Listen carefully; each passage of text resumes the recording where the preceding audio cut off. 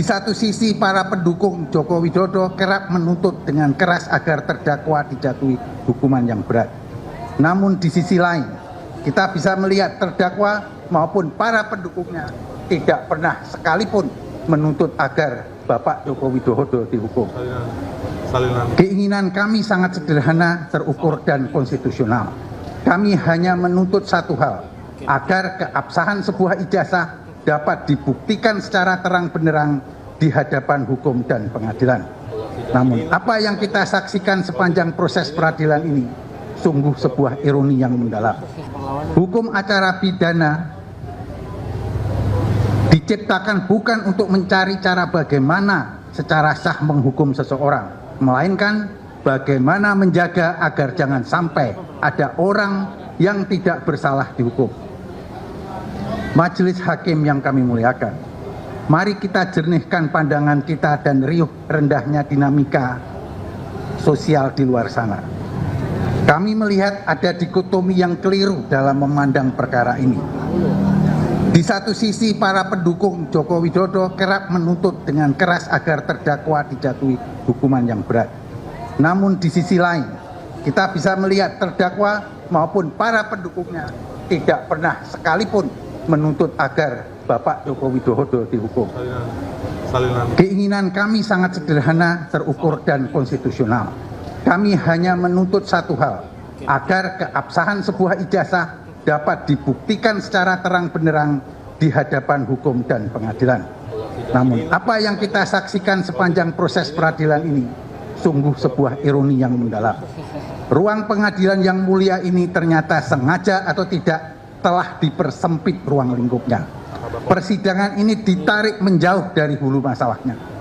Kita tidak sedang diajak untuk menguji kebenaran material dari ijazah yang menjadi pokok permasalahan, melainkan kita terjebak dalam labirin penafsiran formalitas perihal pasal-pasal pencemaran nama baik dan fitnah. Persidangan ini seolah-olah dirancang untuk melompati substansi dan langsung melompat pada kesimpulan.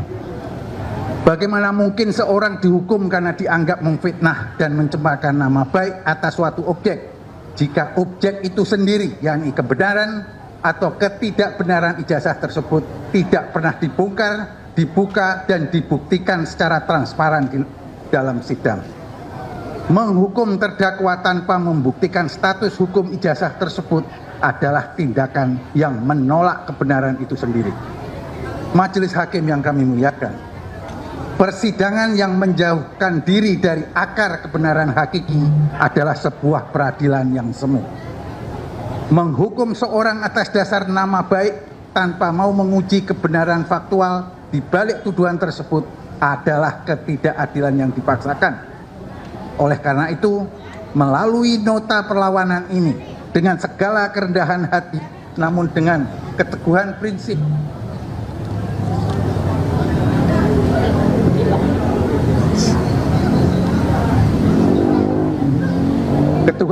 yang utuh, kami mengajak majelis hakim yang mulia untuk melangkah melampaui formalitas teks undang-undang yang kaku. Kami mengajak majelis hakim yang mulia sebagai benteng terakhir keadilan untuk berani memposisikan persidangan ini bukan sebagai alat untuk menutupi kebenaran, melainkan sebagai pintu gerbang utama tempat terkuaknya kebenaran material yang sejati. Apabila persidangan ini dipaksakan hanya untuk mengadili hilir dan menolak mengadili hulu, yaitu bukti ijazah, maka demi hukum dan demi keadilan yang berdasarkan ketuhanan yang Maha Esa, persidangan yang semacam ini sudah sepatutnya dihentikan dan dinyatakan tidak diterima. Sebab membiarkan peradilan yang unfair berjalan sama saja dengan mencederai fajar baru hukum acara yang baru, yaitu Undang-Undang Nomor 20 Tahun 2025. Selanjutnya akan dilanjutkan oleh rekan kami. 30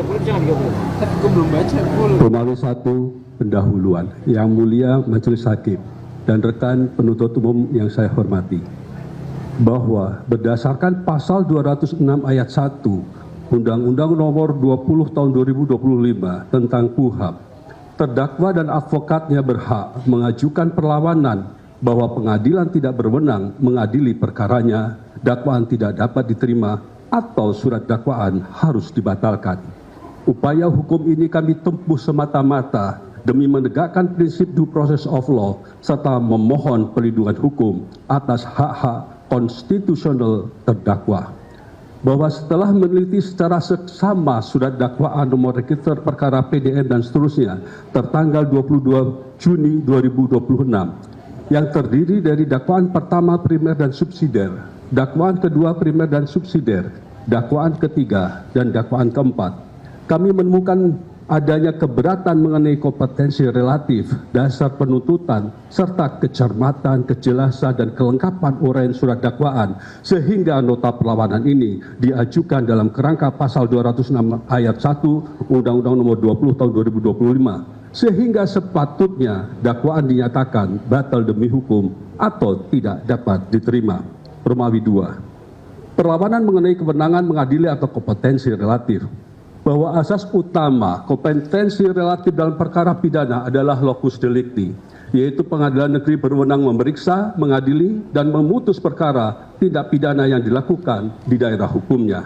Bahwa kami tim advokat terdakwa sangat keberatan atas penarikan yurisdiksi dan kewenangan mengadili yang tidak konsisten dan tidak cukup menjelaskan dasar kompetensi relatif Pengadilan Negeri Jakarta Timur. 1. Kekacauan penentuan locus delicti dan domisili. Bahwa dalam surat dakwaan kedua primer, saudara penuntut umum secara jelas menguraikan bahwa locus delicti atau tempat terjadinya tindak pidana berada di MNC Conference Hall iNews Tower, Kecamatan Menteng, Jakarta Pusat. Berdasarkan asas umum yurisdiksi, maka kompetensi relatif melekat pada Pengadilan Negeri Jakarta Pusat.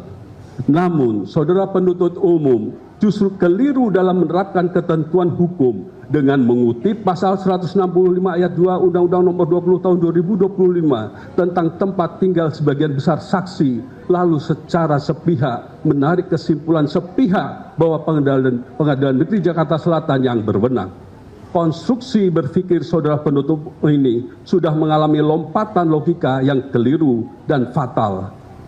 Apabila penuntut umum hendak menyimpang dari asas umum locus delicti dengan menggunakan dasar pasal 165 ayat 2 Undang-Undang Nomor 20 Tahun 2025, maka surat dakwaan wajib menguraikan secara konkret, rigid, dan limitatif mengenai alasan mengapa tempat tinggal terdakwa, kediaman terakhir, tempat terdakwa ditemukan atau ditahan, atau tempat kediaman sebagian besar saksi lebih relevan dan lebih dekat dibanding pengadilan negeri tempat tidak pidana didalilkan terjadi.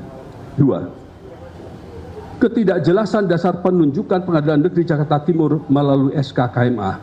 Bahwa kebingungan saudara penuntut umum memuncak ketika tiba-tiba memaksakan wewenang Pengadilan Negeri Jakarta Timur dengan mendasarkan pada pasal 166 Undang-Undang Nomor 20 Tahun 2025 Yungto Surat Keputusan Ketua Mahkamah Agung RI Nomor 114 dan seterusnya tanggal 22 Juni 2026.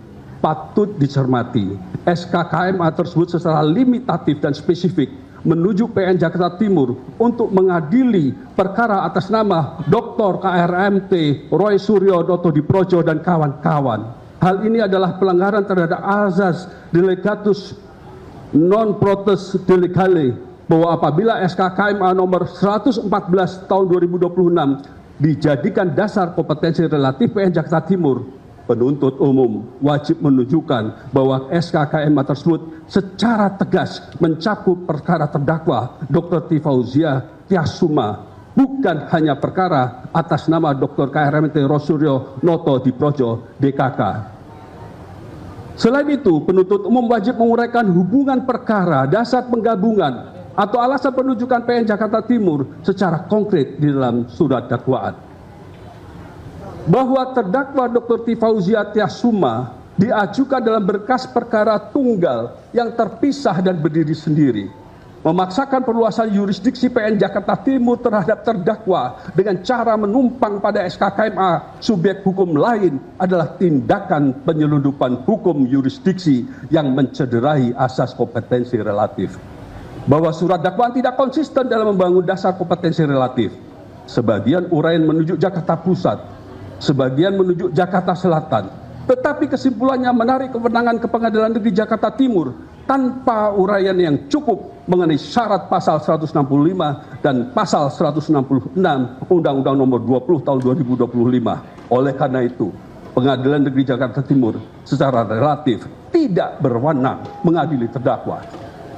Romawi 3. Perlawanan surat dakwaan tidak dapat diterima karena ketidakjelasan dasar dakwaan setelah adanya pencabutan pengaduan dan penghentian perkara terhadap terlapor lain. Yang Mulia Majelis Hakim, yang saya hormati rekan penuntut umum, bahwa surat dakwaan saudara penuntut umum harus dinyatakan tidak dapat diterima karena hak menuntut dari negara telah gugur demi hukum. Pasal 24 Undang-Undang Nomor 1 Tahun 2023 tentang KUHP menyatakan ayat 1, dalam hal tertentu, pelaku tindak pidana hanya dapat dituntut atas dasar pengaduan. Ayat 2, tindak pidana aduan harus ditentukan secara tegas dalam undang-undang. Bahwa KUHP baru secara tegas menyatakan tindak pidana penghinaan sebagaimana pasal 433, pasal 434, dan pasal 436 sampai pasal 438 tidak dapat dituntut jika tidak ada pengaduan dari korban tindak pidana. Bahwa pasal 29 Undang-Undang Nomor 1 Tahun 2023 tentang KUHP baru menyatakan bahwa pengaduan dalam KUHP baru harus diajukan dalam tenggang waktu 6 bulan sejak orang yang berhak mengadu mengetahui adanya tindak pidana apabila ia bertempat tinggal di Indonesia, atau 9 bulan apabila bertempat tinggal di luar wilayah negara kesatuan Republik Indonesia. Bahwa pasal 30 Undang-Undang Nomor 1 Tahun 2023 tentang KUHP baru menyatakan pengaduan juga dapat ditarik kembali oleh pengadu dalam waktu 3 bulan sejak tanggal pengaduan diajukan, dan pengaduan yang telah ditarik kembali tidak dapat diajukan lagi. Bahwa berdasarkan fakta-fakta prosedural sebagai berikut: satu laporan untuk semua terlapor. Bahwa kasus Aqua bermula dari laporan polisi dan atau aduan yang diajukan oleh saudara Joko Widodo terkait isu keabsahan ijazah. Laporan tersebut diajukan sebagai satu kesatuan laporan terhadap beberapa orang terlapor, total 8 orang terlapor, termasuk saudara Egy Sujana, saudara Damai Harilubis, saudara Rismon Sinanipar, dan terdakwa Dr. Tifauzia Tiasuma. 2. Adanya perdamaian dan penerbitan SP3 terhadap terlapor lain. Bahwa pada tanggal 8 Januari 2026, saudara Egy Sujana dan saudara Damai Harilubis telah mengadakan pertemuan apa yang disebut silaturahmi kedamaian dengan saudara Joko Widodo di Solo, yang ditindaklanjuti dengan penyerahan permohonan restoratif justice pada tanggal 10-12 Januari 2026. Pada tanggal 15 Januari 2026, penyidik Polda Metro Jaya resmi mengabulkan permohonan tersebut dan menerbitkan surat perintah penghentian penyidikan tentang setelah adanya pencabutan laporan atau aduan secara resmi oleh pelapor. 3. Berlakunya pasal 79 ayat 4 Undang-Undang Nomor 20 Tahun 2025 dan asas Odelbarhead van Klah bahwa rumpun pasal pencemaran nama baik merupakan delik aduan absolut atau absolut klah delik. Dalam doktrin hukum pidana yang universal berlaku asas Odelbarhead van Klah atau sifat tidak terbagi-baginya pengaduan. Artinya, aduan tersebut merupakan satu kesatuan yang tidak dapat dipecah-pecah atau splitsing. Hal ini dipertegas secara hukum material formal dalam pasal 79 ayat 4 Undang-Undang Nomor 20 Tahun 2025 atau KUH baru, yang menentukan bahwa pencabutan laporan terhadap salah satu terlapor dalam pelaporan yang sama otomatis berakibat pada gugurnya laporan terhadap seluruh terlapor lainnya. Konsekuensi logis dicabutnya laporan terhadap saudara Egy Sujana dan kawan-kawan adalah gugurnya laporan polisi secara keseluruhan, termasuk terhadap terdakwa Dr. Tifauzia Tiasuma. Pasal 79 ayat 4 Undang-Undang Nomor 20 Tahun 2025 mengatur bahwa pencabutan laporan atau pengaduan hanya dapat dilakukan setelah pelaku memenuhi seluruh kesepakatan. Selanjutnya, pasal 79 ayat 5 menentukan bahwa setelah seluruh kesepakatan terlaksana, perkara wajib dihentikan dan dimintakan penetapan pengadilan.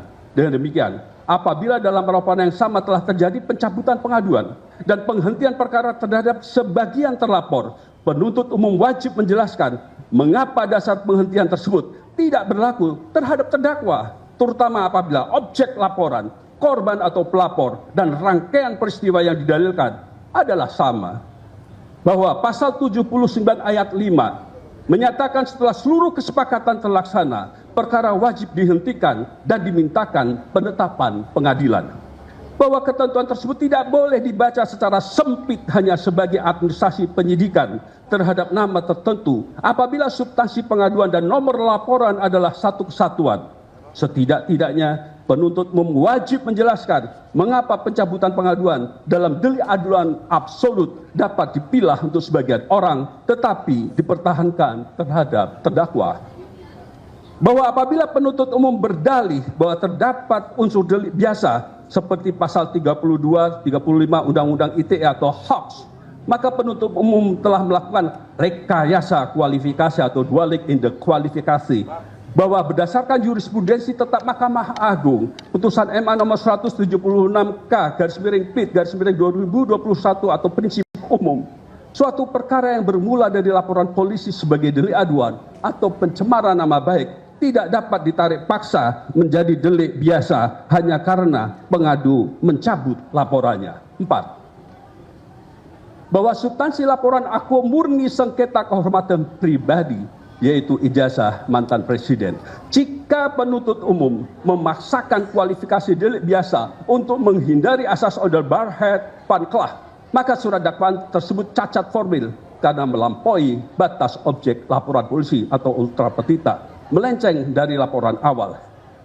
Pengaduan tidak boleh diposisikan sebagai alat kriminalisasi terhadap kritik jabatan atau lembaga. Yang mulia Majelis Hakim, yang saya hormati rekan penuntut umum, bahwa putusan MK nomor 105/PUU 2022 tahun 2024 menafsirkan frasa orang lain dalam pasal 27A dan pasal 45 ayat 4 Undang-Undang ITE sebagai individu atau perorangan dan mengecualikan lembaga pemerintah, sekelompok orang dengan identitas spesifik atau tertentu, institusi, korporasi, profesi, atau jabatan. Bahwa putusan MK nomor 105/PUU 22 tahun 2024 juga menafsirkan frasa suatu hal dalam pasal 27A dan pasal 45 ayat 4 Undang-Undang ITE sebagai suatu perbuatan yang merendahkan kehormatan atau nama baik atau nama baik seseorang. Tidak berlaku jika yang direndahkan kehormatan atau nama baiknya adalah pejabat publik atau korporasi.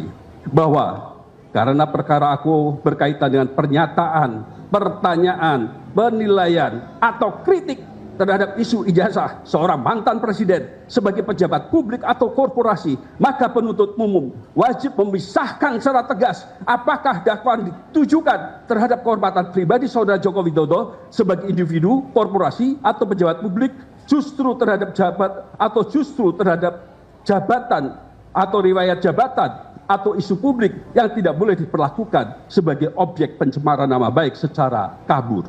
Bahwa putusan MK nomor 013022/PUU 4 2006 telah menyatakan pasal 134, pasal 136 bis dan pasal 137 KUHP tentang penghinaan presiden dan wakil presiden bertentangan dengan Undang-Undang Dasar 1945 dan tidak mempunyai kekuatan hukum mengikat karena rentan mengaburkan kritik dengan penghinaan serta menghambat kebebasan menyatakan pendapat. Angka 5, pelanggaran asas similia similibus. Bahwa berdasarkan hal-hal tersebut, tindakan saudara penuntut umum yang telah melanjutkan penuntutan terhadap terdakwa, sementara terlapor lain dalam satu laporan yang sama telah dihentikan atau SP3 demi keadilan restoratif, merupakan bentuk penegakan hukum yang diskriminatif atau tebang pilih. Berdasarkan asas similia similibus, perkara yang sama harus diputus dengan cara yang sama. Hak menuntut terhadap terdakwa telah gugur dan dakwaan tidak dapat diterima atau need on vantage for Clark. Penuntut umum harus menjelaskan secara terang benderang dasar hukum tetap dilanjutkannya penuntutan terhadap terdakwa, sementara terhadap terlapor lain dalam laporan dan objek yang sama telah dilakukan penghentian penyidikan. Tanpa penjelasan tersebut, surat dakwaan mengandung cacat mengenai dasar penuntutan dan beralasan untuk dinyatakan tidak dapat diterima.